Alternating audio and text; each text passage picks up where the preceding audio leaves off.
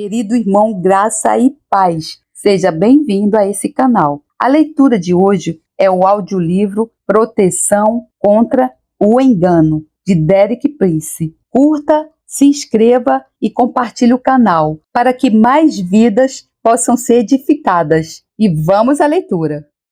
Audiolivro Proteção contra o Engano, Derek Prince. 1. Honremos o Espírito Santo de Deus.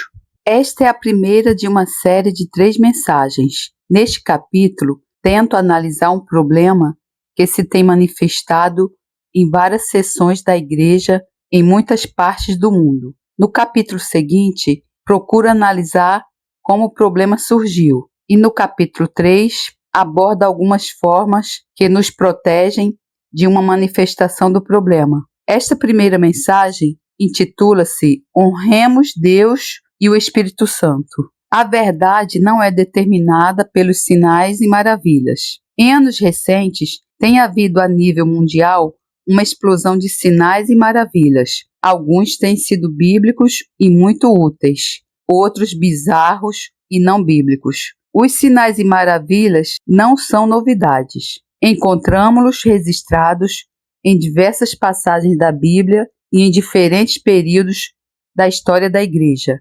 Contudo, a atual explosão ultrapassa largamente as fronteiras de uma igreja ou denominação particular e atraiu a atenção generalizada dos média, tanto religiosos como seculares. Quero deixar bem claro que não possuo preconceitos pessoais ou ansiedade relativamente a manifestações invulgares. A verdade é que na minha vida tenho experimentado grande número de sinais. Não me assustam. Não encaro os sinais de forma negativa. Como já declarei na minha brochura, o Pro in the Church, Tumulto na Igreja, o meu encontro pessoal com Jesus na Segunda Guerra Mundial começou de uma forma nada convencional. À meio da noite, numa caserna do Exército Britânico, passei mais de 1 hora deitado de costas no chão, com o corpo agitado por soluços convulsivos e depois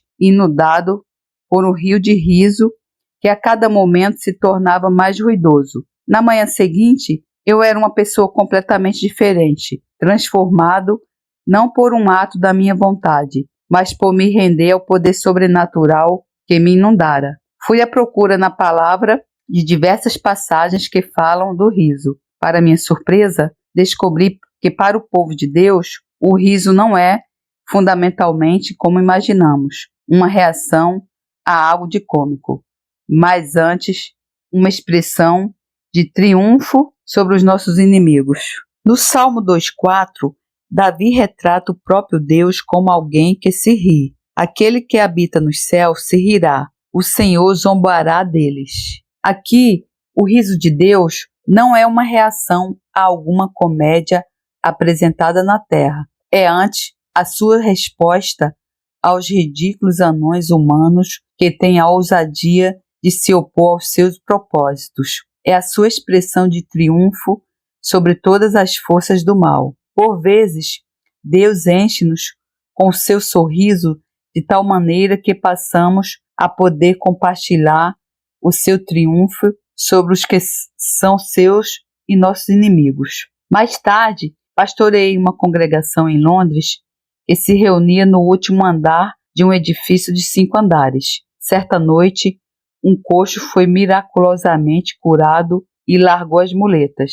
Todos interrompemos num louvor espontâneo. Naquele momento, o edifício começou a tremer e a abanar com o poder de Deus. O louvor e os abanões continuaram cerca de 30 minutos. Percebi que algo de semelhante fora registrado em Atos 4:31, em relação à igreja primitiva. E tendo orado, moveu-se o lugar em que estavam reunidos, e todos foram cheios do Espírito Santo, e anunciavam com ousadia a palavra de Deus. Naquela altura específica, a nossa congregação estava envolvida numa série de cultos evangelísticos semanais nas ruas de Londres e necessitávamos certamente de mais do que uma ousadia natural. Há 2 perguntas a fazer. Mas em relação a qualquer tipo de manifestação, há duas perguntas que sempre levanto. A primeira, é uma manifestação do Espírito Santo de Deus ou a fonte da manifestação será outra? Segunda pergunta,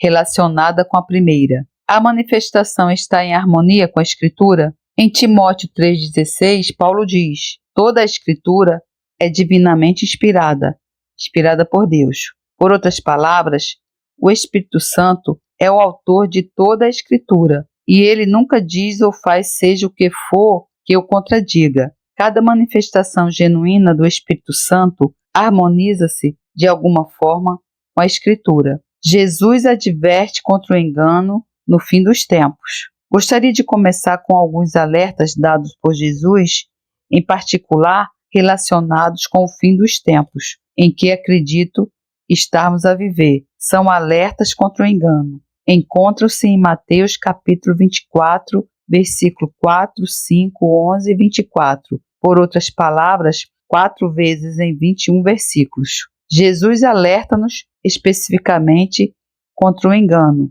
neste período do final dos tempos. A primeira coisa que Jesus disse tem a ver com os acontecimentos conduzentes à sua vinda, em Mateus 24, 4. Acautelai-vos que ninguém vos engane. Versículo 5. Porque muitos virão em meu nome, dizendo eu sou Cristo, e enganarão a muitos. Versículo 11. E surgirão muitos falsos profetas e enganarão a muitos. E por fim, no versículo 24, porque surgirão falsos cristos e falsos profetas, e farão tão grandes sinais e prodígios que, se possível fora, enganariam até os escolhidos. Assim, Jesus alerta-nos 4 vezes contra o engano. Todo aquele que despreza esses avisos ou os trata de ânimo leve põe em risco a sua própria alma. O maior perigo neste final dos tempos não é a doença, a pobreza ou a perseguição. É o engano. Se alguém diz, isso nunca poderia acontecer-me, isso já lhe aconteceu, porque ela está a dizer que nunca poderia acontecer o que Jesus disse que iria ocorrer. É indicação suficiente de que tal pessoa está enganada. Depois, gostaria de dizer algo importante sobre sinais e maravilhas. Eles não determinam a verdade e é essencial compreender isto. Somente a palavra de Deus determina a verdade. Os sinais e maravilhas não determinam a verdade. A verdade já está determinada e estabelecida e encontra-se na palavra de Deus. Em João 17:17, Jesus está a orar ao Pai e diz: a tua palavra é a verdade. E no Salmo 118:89, o salmista declara: para sempre, ó Senhor, a tua palavra permanece no céu. Nada do que aconteça na terra pode mudar uma única letra ou sinal da palavra de Deus. Ela está para sempre estabelecida no céu. Satanás pode produzir sinais mentirosos para atestar as suas mentiras. Ora, a Bíblia fala de sinais e maravilhas, revela algumas coisas sobre eles que são boas e outras que são assustadoras. Vejamos, por exemplo, o que está escrito em 2 Tessalonicenses 2, 9 e 12. A esse cuja vinda é segundo a eficácia de Satanás, com todo o poder e sinais, prodígios de mentira, e com todo o engano da injustiça para os que perecem, porque não receberam o amor da verdade para se salvarem. E por isso, Deus lhe enviará a operação do erro, um poder sedutor, NVI, para que creiam a mentira, para que sejam julgados todos os que não creram a verdade, antes tiveram prazer na iniquidade. Assim, Paulo diz aqui que existem sinais e maravilhas de mentira. Há sinais verdadeiros e sinais falsos. Os sinais verdadeiros testificam da verdade. Os sinais falsos testificam da mentira. Satanás é plenamente capaz de produzir sinais e maravilhas sobrenaturais. Infelizmente, muitos do movimento carismático assumem a atitude de que se algo é sobrenatural, então provém de Deus. Não há base bíblica para tal afirmação.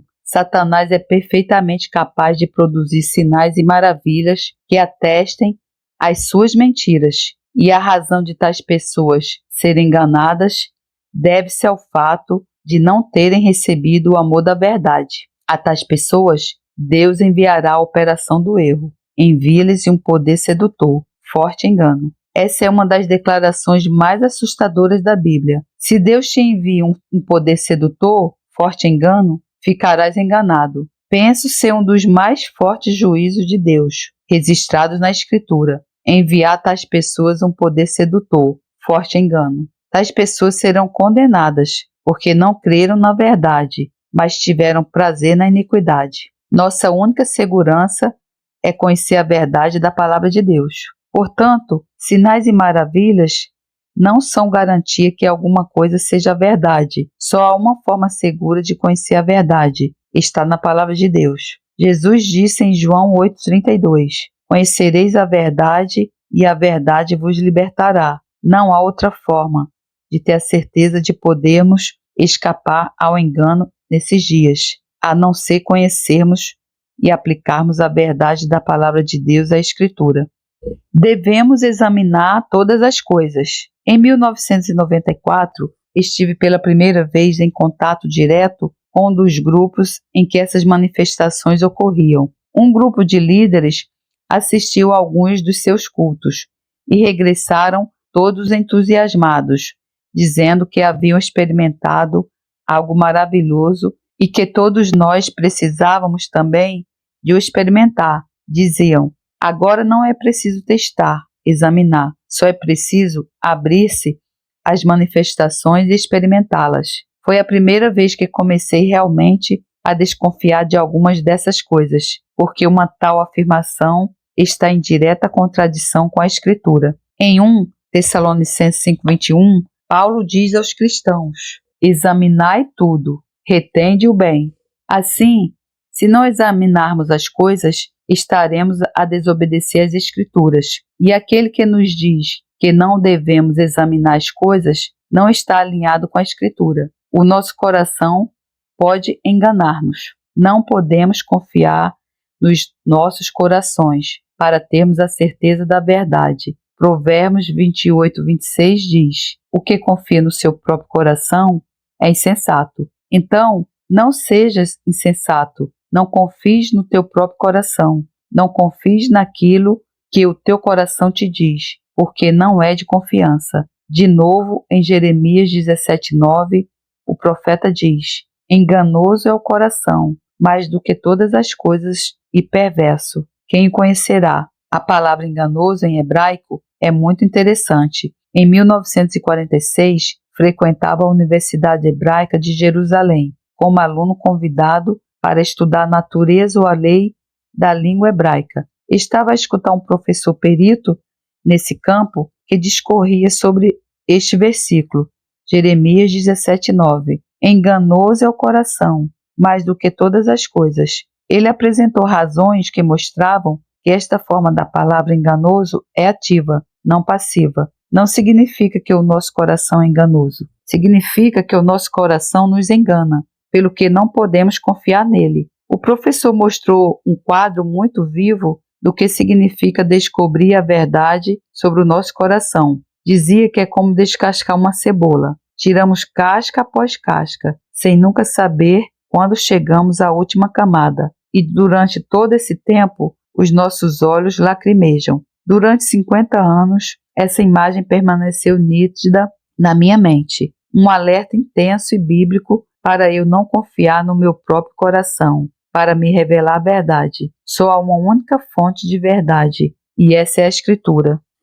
A mistura produz confusão e divisão. Gostaria agora de resumir todo este fenômeno, movimento, ou o que lhe quisermos chamar, baseado em parte na observação pessoal e em parte no que acredito serem relatos fidedignos. O meu resumo é muito simples. É uma mistura de espíritos, tanto do Espírito Santo como de espíritos impuros. Eles estão misturados. Em Levítico 19:19, Deus alerta-nos contra as misturas. Ele opõe-se às misturas. Deus disse: Guardarás os meus estatutos, não permitirás que se ajuntem misturadamente os teus animais de diferentes espécies. No teu campo não semearás sementes diversas, e não vestirás roupas de diversos estofos misturados. Assim, Deus alerta-nos contra 3 coisas: criar gado misto, semear sementes mistas e vestir roupa mista. Podemos dizer que semear semente mista representa a mensagem que anunciamos, quando é em parte verdade e em parte erro. Trajar roupa mista assemelha-se ao estilo de vida, que é parcialmente bíblico e em parte deste mundo. E cruzar gado com gado, de um gênero incompatível, será equivalente a um ministério ou grupo cristão andar de mãos dadas com um grupo ou ministério não cristão. Há uma coisa interessante sobre tal cruzamento. O seu produto é sempre estéril. Por exemplo, podemos cruzar uma égua e um burro e produzir uma mula, mas esta é sempre estéril, não pode reproduzir-se. Penso ser essa uma razão de haver tantas operações estéreis na cristandade. Estão a cruzar-se com o parceiro errado. O rei Saul, um exemplo trágico de uma mistura de espíritos. Ora, tenho observado cuidadosamente e tenho tido experiências dolorosas desta situação de mistura de espíritos. Verifico ser algo para o qual a Escritura nos alerta.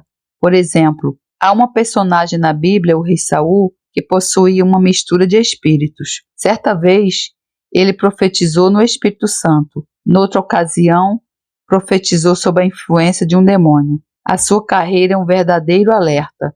Foi um rei que governou durante 40 anos. Foi um comandante militar bem-sucedido. Experimentou imensos sucessos, mas a mistura foi o seu erro, e a sua vida terminou em tragédia. Na derradeira noite da sua vida, foi consultar uma bruxa, e no dia seguinte suicidou-se no campo de batalha. É um exemplo que certamente nos leva a não querer cultivar qualquer tipo de mistura espiritual na nossa vida. Os resultados da mistura: confusão e divisão. Tenho observado que o resultado da mistura produz 2 coisas. Primeiro, produz confusão. Depois, produz divisão. Por exemplo, temos esta mensagem mista, parte da qual é verdade e parte falsa. As pessoas podem reagir de 2 formas. Aos que veem o bem e se concentram nele, e contudo aceitam o mal. Outros concentram-se no mal e logo rejeitam o bem. Em qualquer dos casos, não cumprem os propósitos de Deus. Já há muito tempo, quando era pastor, recordo-me que as pessoas mais difíceis de lidar eram as de mistura. Aqui segue um pequeno exemplo imaginário. Na nossa congregação, assiste a irmã Maria. Num domingo, ela profere uma maravilhosa mensagem profética e todos ficam edificados, entusiasmados. Mas 2 domingos depois, ela levanta-se e dá uma revelação que recebeu num sonho. À medida que avança, mais confusa se torna esta revelação. Por fim, como pastor, tenho de lhe dizer: Irmã Maria, agradeço-lhe, mas creio sinceramente que isso não vem do Senhor. E ela senta-se. Mas as coisas não acabam aqui. Depois do culto, a irmã Silva vem ter comigo e diz: Irmão Prince, como pôde falar assim a irmã Maria? Não se recorda da linda profecia que ela deu há 2 domingos atrás? E quando a irmã Silva se vai embora, o irmão Manuel aproxima-se e diz: se este é o tipo de revelações que ela tem, já não vou escutar nenhuma das suas profecias. Está a ver o que sucede? Confusão e, como resultado, divisão. Creio que é exatamente o que está acontecendo na igreja. Confusão resultando em divisão. Não há dúvida que há tremenda divisão. Acredito que a confusão produz sempre divisão. O amor não pode ser indiferente ao mal. A Bíblia não nos concede liberdade para tolerar a incursão do mal na igreja. Não podemos ser passivos. Não podemos ser indiferentes. Provérbios 8,13 diz: o temor do Senhor é odiar, aborrecer o mal. É pecado ser-se indiferente em relação ao mal. Em João 10,10, Jesus falou do ladrão, do diabo que vem para roubar, matar e destruir. Precisamos sempre de nos recordar, seja na vida individual, seja numa congregação, que o diabo surge sempre com 3 objetivos: roubar, matar e destruir. Recordo-me, muitas vezes, de ter falado com pessoas necessitadas de libertação de um espírito maligno e de lhes ter dito: lembre-se que o diabo tem 3 razões para se manifestar na sua vida: roubar, matar e destruir. Precisa de o enfrentar e não permanecer neutro. Tem de o expulsar. O que é verdade em relação ao indivíduo é o também em relação a uma congregação. É verdade para o corpo de Cristo em todo o mundo.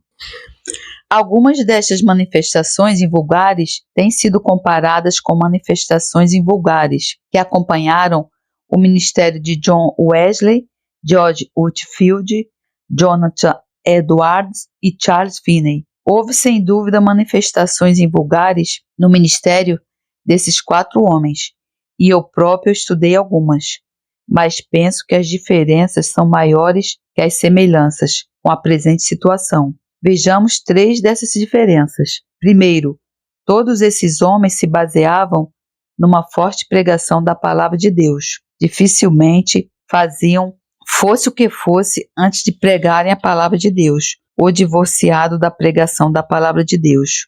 Finney, por exemplo, comentou algures sobre o seu ministério. Em geral, falo 1 hora ou 2.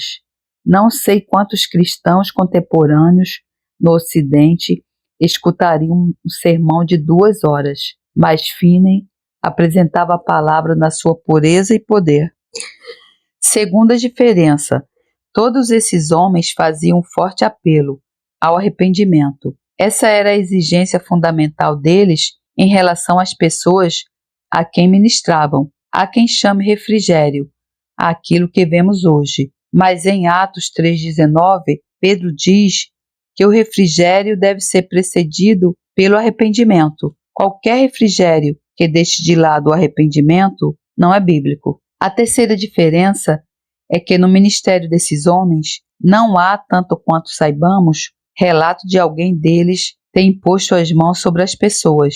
Não estou a dizer que não seja bíblico impor as mãos sobre as pessoas, mas há uma diferença. Há uma situação em que as pessoas recebem diretamente para si a palavra pregada, e a outra situação em que se lhes impõe as mãos.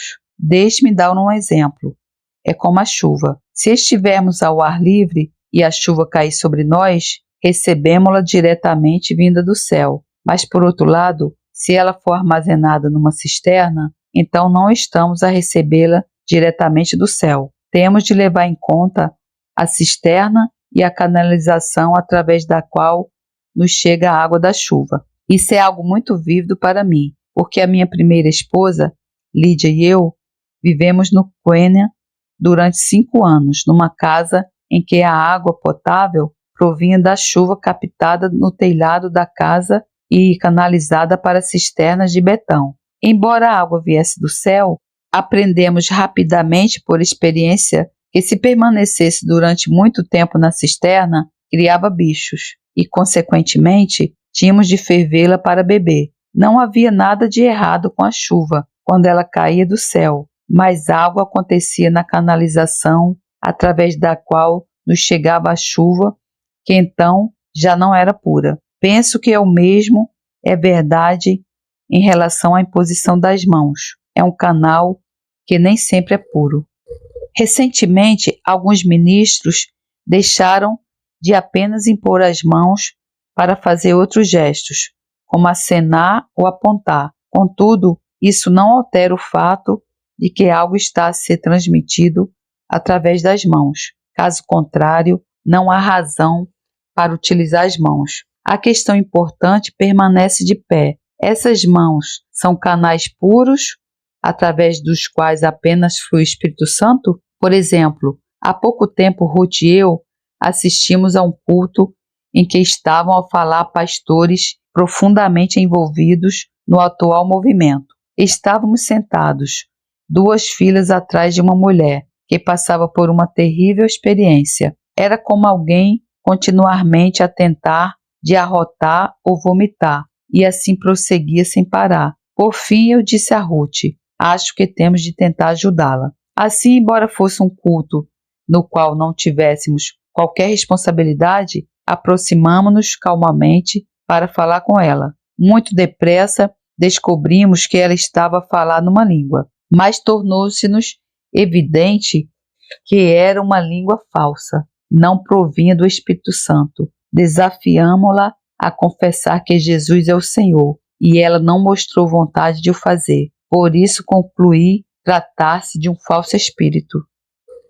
Mais tarde, as pessoas que a acompanhavam aproximaram de nós a perguntar o que podiam fazer. Perguntei-lhes: como é que isto aconteceu? E responderam: bem, ela foi a uma igreja que está envolvida nesse movimento, e alguém lhe impôs as mãos, e desde então tem estado assim. Mas ela está convencida de que é de Deus. Não podemos ajudá-la. Este é apenas um exemplo da chuva, que veio através de uma cisterna que não era pura. Amor bíblico é evidenciado pela obediência. Também no presente movimento, se há muita ênfase no amor, concordo que não há nada maior que o amor. Mas o problema é que as pessoas nem sempre percebem a natureza do amor, tal como é descrito no Novo Testamento. Primeiro, o amor em nós expressa-se pela obediência ao Senhor. Qualquer tipo de amor que não resulte em obediência é um amor não bíblico. Qualquer tipo de amor que não resulte em obediência ao Senhor é um amor não bíblico. Em João 14,15, Jesus disse aos seus discípulos: se me amais, guardai os meus mandamentos. Por outras palavras, qual é a evidência de que o amas? A evidência é guardares os seus mandamentos. Depois, no versículo 21, Jesus diz: aquele que tem os meus mandamentos e os guarda, esse é o que me ama. E em 1 João 5,3 diz: porque este é o amor de Deus, que guardemos os seus mandamentos. Portanto, qualquer tipo de amor que não resulta em obediência à vontade de Deus revelada na sua palavra, não é um amor bíblico, é uma falsificação, um substituto da realidade.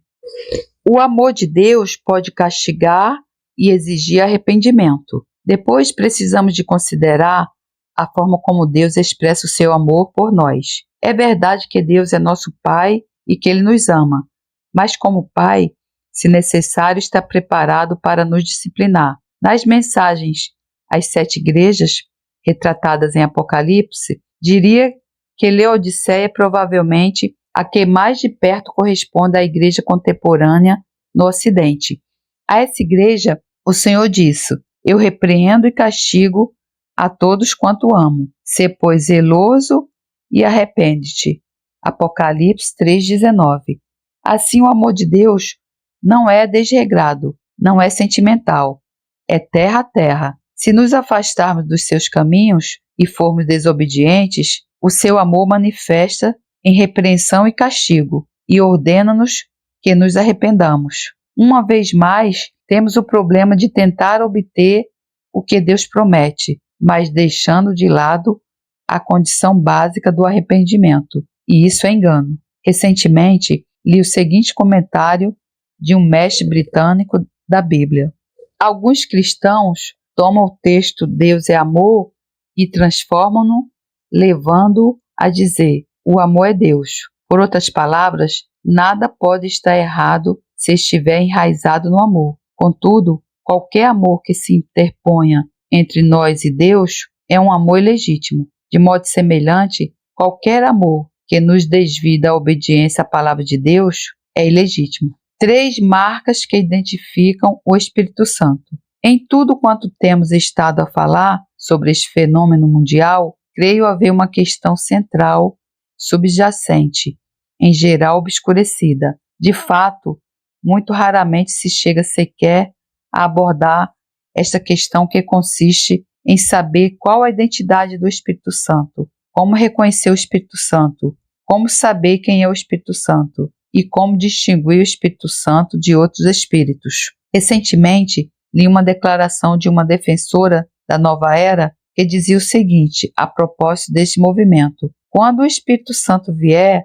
chegou a nova era. Claro que sei que muitos de vós compreendem que quando ela fala do Espírito Santo, não está a falar do mesmo Espírito Santo de que a Bíblia fala. Esta é uma das diversas indicações que mostra haver um Espírito Santo falsificado. Não é novidade o fato de Satanás produzir uma falsificação religiosa. Desde o tempo de Jesus, a história registra toda uma série de messias falsos que surgiram entre o povo judeu. Todos eles tiveram seguidores. Alguns, como Sabbatai Ziv, exerceram uma larga e duradoura influência. O último deles morreu em 1994. Uma outra falsificação religiosa tem a ver com a chamada Bem-aventurada Virgem Maria. Com todas as reivindicações que têm sido feitas em seu favor e com todos os títulos que lhe têm sido atribuídos, deixou de se assemelhar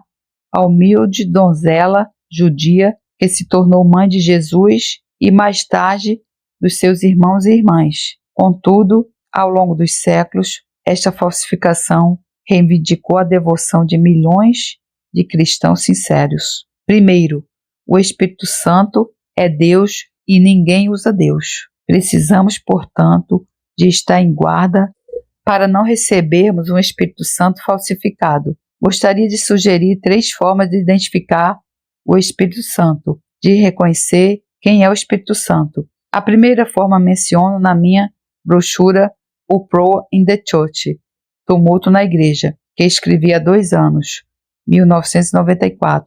Citarei apenas alguns parágrafos. Um outro perigo que ameaça os que ministram no domínio do sobrenatural é a tentação de utilizar os dons espirituais para manipular, explorar ou dominar as pessoas. Numa época do meu ministério, dei comigo a expulsar espíritos de bruxaria de pessoas que frequentavam a igreja. Eventualmente, pedi ao Senhor que me mostrasse a verdadeira natureza da feitiçaria. Creio que o Senhor me deu a seguinte definição: feitiçaria é a tentativa de controlar as pessoas e levá-las a fazer o que quiser, utilizando qualquer espírito que não seja o Espírito Santo. Depois de haver digerido isso, o Senhor acrescentou: e se alguém tem um espírito que possa usar, não é o Espírito Santo. O Espírito Santo é Deus e ninguém usa Deus. Isso é muito importante. O Espírito Santo é Deus e ninguém manipula Deus.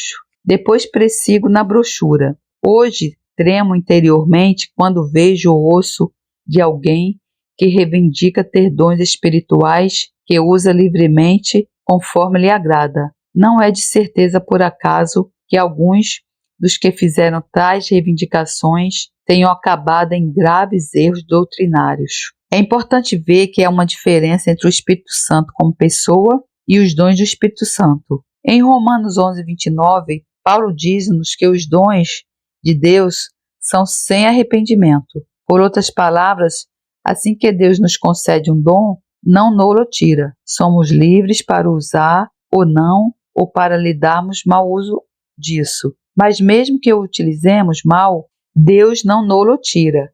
Caso contrário, não seria uma dádiva genuína. Seria apenas um empréstimo condicional. É um fato haver pessoas que usam os dons do Espírito Santo de uma forma imprópria. Paulo fornece-nos um exemplo claro em 1 Coríntios 13:1. Ainda que eu falasse as línguas dos homens e dos anjos e não tivesse amor, seria como metal que soa ou como sino que tine. Obviamente, o Espírito Santo não se torna um sino que tine, mas o dom de falar línguas, quando mal utilizado, pode tornar-se um barulho oco, dissonante. Infelizmente, isso sucede com frequência nos círculos pentecostais e carismáticos. Creio ser possível utilizar mal outros dons espirituais, como uma palavra de conhecimento ou o dom da cura. Isso pode acontecer quando alguém utiliza um dom espiritual para obter um resultado ou promover um movimento que não está de acordo com a vontade de Deus. Um mau uso óbvio é o proveito pessoal. Em tal situação, a nossa salvaguarda é sermos capazes de reconhecer o Espírito Santo como pessoa e distingui-lo dos seus dons. Este é então o primeiro e mais importante fato sobre o Espírito Santo. Ele é Deus e precisamos de nos relacionar com Ele e tratá-lo sempre como Deus. Segundo, o Espírito Santo é servo de Deus Pai e de Deus Filho. O segundo fato sobre o Espírito Santo é que ele é servo de Deus Pai e de Deus Filho. Esta é uma revelação empolgante, porque atribui um elevado valor à servidão. Hoje, muitos desprezam a ideia de ser-se servo. Acham que é abaixante e pouco digno de ser-se servo. Mas penso que é maravilhoso o fato de a servidão não ter começado na terra, principiou na eternidade e teve início em Deus. Deus Espírito Santo é o servo do Pai e do Filho. Isso não o diminui nem o torna menos que Deus, mas é um fato que temos de reconhecer sobre ele, que dirige as suas atividades e as coisas que ele realiza.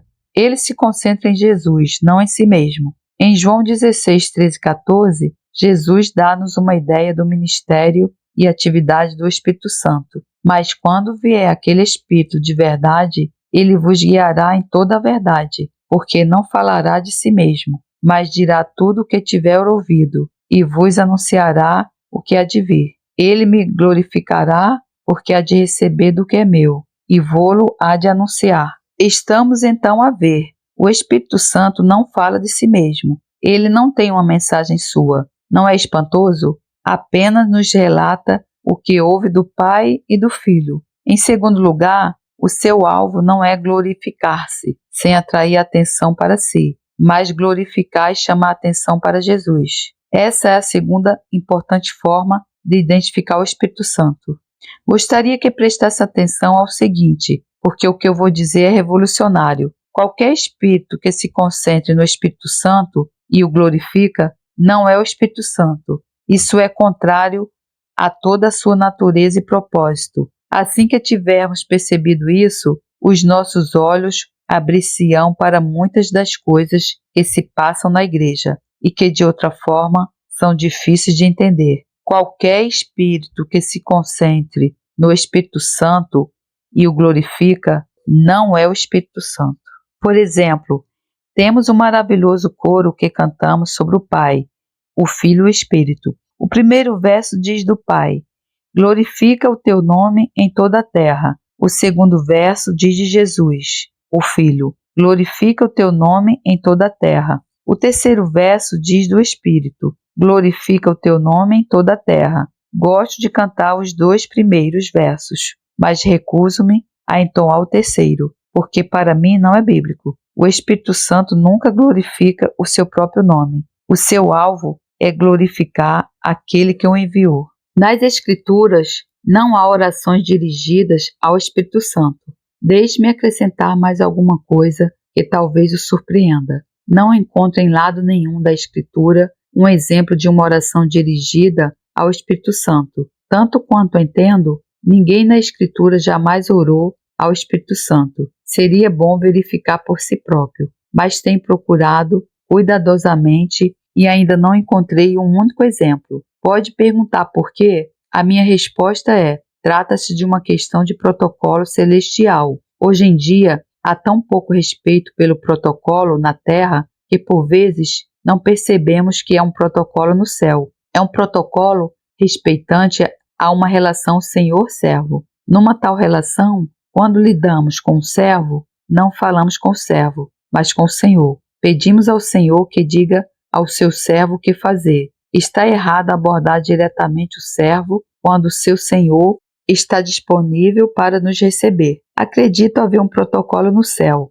Quando reconhecemos a relação entre o Espírito Santo, Deus Pai e Deus Filho, compreendemos que nunca damos ordens ao Espírito Santo. Quando queremos que o Espírito Santo faça alguma coisa, dirigimos o nosso pedido ao Pai ou ao Filho. Quando eu estudava esse assunto, descobri uma passagem em Ezequiel capítulo 37, que a princípio pensei ser uma exceção. Faz parte da bem conhecida visão de Ezequiel do vale cheio de ossos secos, sem vida alguma neles. Primeiro que tudo, ele profetizou e os ossos juntaram-se, mas continuavam cadáveres sem vida. Depois, no versículo 19 e 10. E ele me disse: profetiza ao Espírito, Profetiza, ó filho do homem, e dize ao Espírito: assim diz o Senhor Deus: vem dos 4 ventos, ó Espírito, e assopra sobre estes mortos, para que vivam. E profetizei como ele me deu ordem. Então o Espírito entrou neles, e viveram, e se puseram em pé, um exército grande em extremo. Pensei então que o sopro é realmente uma imagem do vento, ou do Espírito Santo, pelo que Ezequiel estaria a orar ao vento. Mas não, ele estava a profetizar, e não provinha de si. Simplesmente transmitiu ao vento a ordem que recebera do próprio Deus. Assim, tanto quanto me foi dado a descobrir, não há um único exemplo, em parte alguma da Escritura, de oração feita ao Espírito Santo. Não estou a fazer disto um cavalo de batalha. Por outro lado, penso ser muito importante quando tentamos discernir a natureza e ministério do Espírito Santo. Poderia querer dizer-me: então, Deus não ouve a nossa oração quando oramos ao Espírito Santo? Penso que ouve, mas assim não estamos a orar em pleno acordo com o protocolo do céu. Se queremos realmente agradar ao Senhor e mostrar-lhe respeito, temos de mostrar respeito pelo seu protocolo. Terceiro, o Espírito Santo é santo. O terceiro fato importante sobre o Espírito Santo é aquilo que está indicado no seu nome. Ele é santo. Este é o seu título fundamental, Espírito Santo. Em hebraico, é o Espírito de Santidade. Ele tem muitos outros títulos, por exemplo, Espírito de Graça, Espírito de Verdade, Espírito de Poder, etc. Mas são todos subsidiários. O seu nome e título principal é Espírito Santo. Tudo quanto seja profano não procede do Espírito Santo. A Escritura também fala da beleza da santidade. Há uma beleza na santidade quando esta procede do Espírito Santo. Não é necessariamente externa, pode ser uma beleza interior. Por exemplo, em 1 Pedro 3,4, Pedro fala do homem encoberto no coração, no incorruptível traje de um espírito manso e quieto, que é precioso diante de Deus. Essa não é uma beleza externa, é uma beleza interior que provém do Espírito Santo. Contudo, gostaria de dizer com toda a ênfase possível, tudo o que seja profano ou feio não procede do Espírito Santo. Vou apresentar uma lista de 12 adjetivos que julgo não poderem ser aplicados ao Espírito Santo e que não tem nada a ver com aquilo que seja produto do Espírito Santo. Ao ler a lista, sugiro-lhe que confirme mentalmente e veja se concorda comigo. Eis então as palavras que nunca se aplicam ao Espírito Santo: arrogante, vulgar, simulado, insensível, indecente, degradado, autofirmado, rude, indecente, estúpido, irreverente, degradante. Querendo Deus e seu viver, pretendo escrever um livro para o qual já tenho título. A santidade não é opcional. Só Deus sabe quando irei escrevê-lo, mas gostaria de dizer que o título declara a verdade exata. Na vida cristã, a santidade não é opcional. Sem santidade, ninguém verá o Senhor. Muitos cristãos parecem pensar que a santidade é como algo que se acrescenta a um carro, como estofos de cabedal em vez dos originais de napa. Mas isso não é verdade. A santidade é uma parte essencial da salvação. Em Hebreus 12,14, o autor diz: segui a paz com todos e a santificação, sem a qual ninguém verá o Senhor. Que salvação temos que não nos impulsiona a ver o Senhor, mas sem santidade ninguém verá o Senhor. No nosso cristianismo ocidental contemporâneo, temos um quadro muito incompleto da salvação. Se for salvo e nascer de novo, e depois quiser prosseguir o ser santo, posso fazê-lo, mas é uma opção. Gostaria de dizer que a nossa salvação depende de sermos santos, e a santidade provém apenas do Espírito Santo.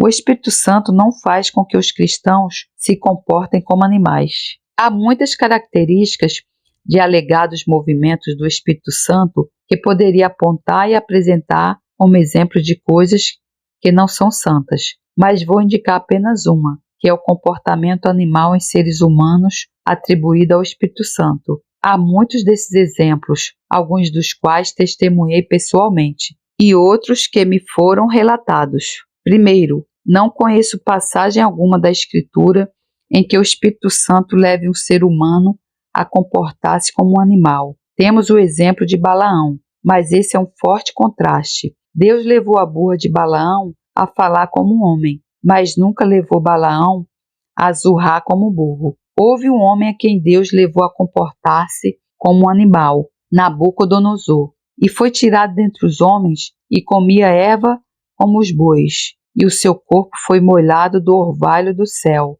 até que ele cresceu pelo, como as penas da águia, e as suas unhas como as das aves. Daniel 4:33. Mas isso foi o juízo de Deus, não a sua bênção. Apocalipse 4:6-8 retrata 4 criaturas vivas que rodeavam o trono de Deus. 3 encontram-se ali, como representantes do reino animal: um leão, um bezerro e uma águia, mas nenhum deles faz ruídos que expressem a sua natureza animal. Todos eles igualmente proclamam a santidade de Deus numa fala pura e maravilhosa. É importante compreender que há uma ordem na criação de Deus. O homem foi criado à imagem e semelhança de Deus, para exercer autoridade sobre o reino animal. Gênesis 1:26. De fato, o homem é a mais elevada ordem da criação descrita nos versículos iniciais de Gênesis. Isto tem a ver com a forma como o Espírito Santo nos abençoa. Ele exalta aqueles a quem abençoa. Por vezes, leva o animal a agir como ser humano, mas nunca degrada um ser humano, levando-o a atuar como um animal. Tenho uma certa experiência nesta área, porque em África encontrei muitas vezes espíritos animais. Recordo um culto particular de libertação realizado na Zâmbia, com cerca de 7.000 africanos presentes. Quando terminei de ensinar e comecei a ordenar os espíritos malignos que se manifestassem e saíssem das pessoas, revelou-se todo o gênero de espíritos animais. Por espíritos animais, refiro-me a espíritos malignos, demoníacos, que entram nos seres humanos e os levam a comportar-se como animais. A primeira coisa que aconteceu foi que um homem com o espírito de leão procurou atacar-me, mas alguém o agarrou e ele não me atingiu. É preciso compreender que a razão destes africanos, nesta parte da África, possuírem tantos espíritos animais se deve ao fato de muitos deles serem caçadores de animais. Tem essa superstição de que para serem bem-sucedidos na caça, devem ter em si o espírito do animal em causa. Assim, um homem tende a adquirir o espírito do animal que procura caçar. Por exemplo, o homem que vai caçar um leão adquire um espírito de leão. Há muitos outros.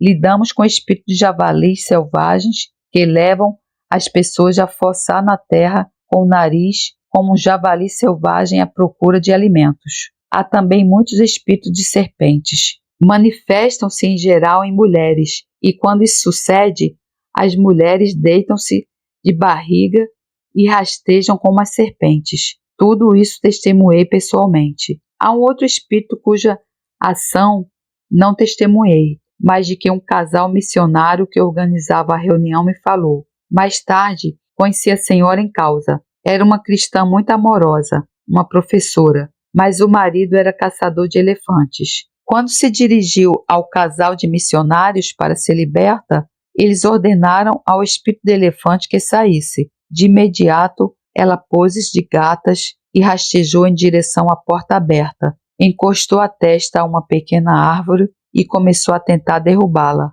Não é extraordinário? Talvez alguns dos nossos bem-intencionados cristãos ocidentais dissessem: a nossa irmã está a derrubar a árvore para Jesus. Mas a explicação não era essa. O espírito de elefante nela é que a levava a fazer o que, por norma, fazem os elefantes, que é derrubar as árvores com a testa. No Ocidente, temos por vezes a tendência de falar das pessoas de África de forma um tanto desprezível e a considerar-nos mais avançados do que eles. Contudo, penso que neste quesito de espíritos animais, somos nós no Ocidente os pouco avançados e os africanos os avançados. Durante gerações viveram com tais espíritos, e enquanto o Evangelho não surgiu com o poder do nome de Jesus e a palavra de Deus, não tinham possibilidade de os enfrentar. Graças a Deus que muitos deles sabem agora como lidar com eles.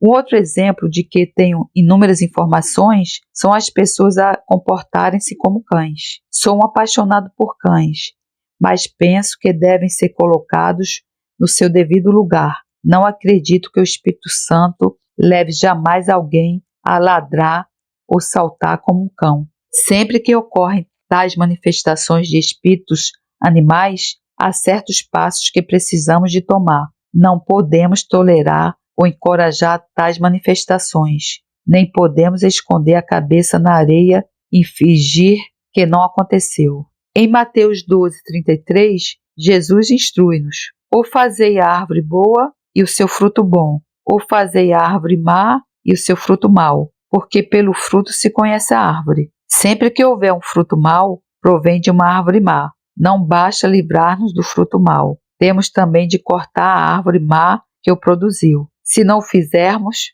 a árvore má continuará a produzir mau fruto. Não basta livrar-nos do fruto mau, temos de cortar a árvore má que o produziu. Não há dúvida de que a árvore que produz um comportamento animal desse tipo é alguma forma de prática oculta ou pagã. Por exemplo, há frequentes manifestações de comportamento animal em algumas partes da África e da Índia. Para cortar a árvore, é necessário que os líderes responsáveis identifiquem o problema, o confessem como pecado e se arrependam dele. Em lado algum da Bíblia há base para supor que Deus perdoe pecados que não estivemos dispostos a confessar. Alguém disse: a confissão deve ser tão vasta quanto a transgressão. Se os líderes têm tolerado estas coisas na presença do seu rebanho, então na presença do rebanho devem confessá-las como pecado e acabar com elas. Caso contrário, se a árvore má não for cortada, continuará a produzir maus frutos. Não fale de ânimo leve ou errado do Espírito Santo. Para terminar, gostaria de apresentar uma pequena parábola de minha autoria, que fala da minha relação com a minha esposa. Nesta parábola, a mulher representa o Espírito Santo e eu represento Deus. Por favor, compreenda que esta não passa de uma simples parábola e que tenho plena consciência de que o Espírito Santo não é a esposa de Deus. Com essas precauções, vou contar a parábola. Um amigo vem ter comigo e diz: ontem à noite vi-te a ti e a tua mulher no púlpito e ela pareceu-me tão linda, tão rejuvenescida, tão cheia do Espírito Santo. E eu respondo: obrigado, é precisamente isso que ela é. Depois, um pouco mais tarde, o mesmo homem aproxima-se e diz: sabes, ontem vi tua esposa num bar a beber com um homem. E eu respondo: essa não é a minha mulher. A minha mulher é uma mulher pura e santa. Ela não entra em bares e não se põe a beber com estranhos. Ontem a minha mulher esteve sempre aqui comigo. Não digas essas coisas dela. Mais tarde ele aproxima-se e diz: sabes, ontem vi a tua esposa na praia a tomar banhos de sol em topless. Aí fico mesmo irritado e respondo-lhe: ontem a minha esposa não se aproximou sequer da praia e ela nunca andaria nesse estado. Se queres continuar a ser o meu amigo, tens de reconhecer que essa mulher leviana e imoral que viste não é minha mulher, porque isso é um insulto, tanto para ela como para mim. Se queres continuar a ser meu amigo, tens de mudar a forma como falas da minha mulher. A aplicação é naturalmente esta: se queremos continuar a ser amigos de Deus, não podemos atrever-nos a identificar o seu Espírito Santo como algo que seja leviano e imoral, feio ou ímpio, porque isso irrita Deus intensamente. Em Mateus 12, 31, 32, Jesus diz: portanto, eu vos digo, todo pecado e blasfêmia se perdoará aos homens, mas a blasfêmia contra o Espírito não será perdoada aos homens. E se qualquer disser alguma palavra contra o Filho do Homem, ser-lhe-á perdoado. Mas se alguém falar contra o Espírito Santo, não lhe será perdoado, nem neste século, nem no futuro. Esse é um alerta muito solene e assustador.